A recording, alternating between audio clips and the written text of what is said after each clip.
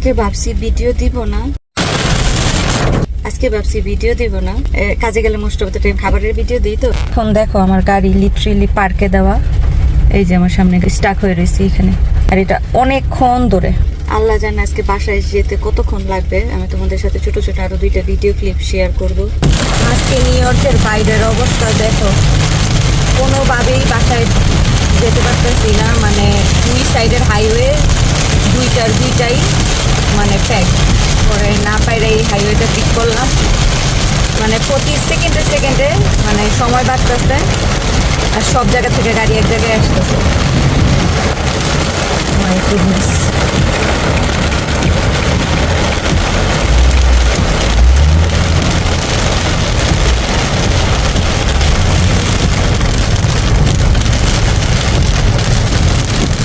খারাপ অবস্থা দেখো, কি অবস্থা।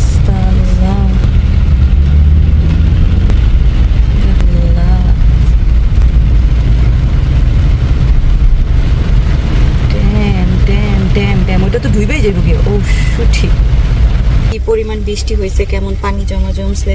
কাজের মধ্যে একটু বেশিক্ষণ সময় ছিলাম, বাট পরে আর ব্রেক তেমন নেই। একবার একটা ব্রেক দিছে, তখন একটু হালকা পাতলা খাইছি, এরপরে আর কোনো খাবার টাবার খাইনি।